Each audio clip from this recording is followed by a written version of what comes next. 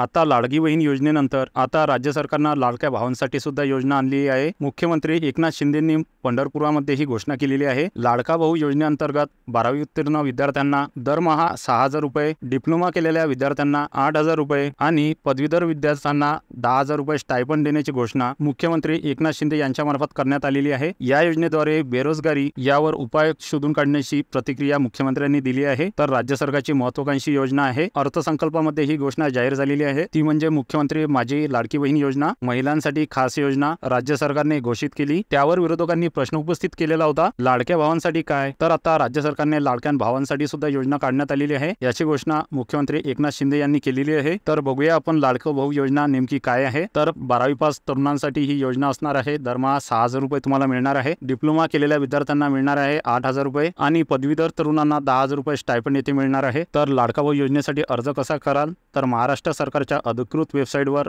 तुम्हाला भेट द्यावी लागणार आहे। यानंतर नवीन वापरकर्ता नोंदणी पर्यायावर क्लिक करावे लागणार आहे। फॉर्ममध्ये नाव, पत्ता आणि वयोगट भरा। आवश्यक कागदपत्र अपलोड करा। नोंदणी प्रक्रिया पूर्ण करण्यासाठी सबमिट बटनावरती क्लिक करा। योजनेसाठी आवश्यक कागदपत्र लागणार आहे, निवास प्रमाणपत्र, शैक्षणिक प्रमाणपत्र म्हणजेच तुमची मार्कशीट येथे लागणार आहे। यानंतर मोबाईल क्रमांक, पासपोर्ट आकाराचा फोटो, ईमेल आयडी। तर महत्त्वपूर्ण हा व्हिडिओ होता, तर जास्तीत जास्त लाभार्थ्यांना हा व्हिडिओ शेअर करा। तसेच चॅनलवरती नवीन असाल तर चॅनलला सबस्क्राईब करून ठेवा। तर असेच महत्त्वपूर्ण व्हिडिओ आपण घेऊन येत असतो। तर चला भेटूया नेक्स्ट व्हिडिओमध्ये। धन्यवाद।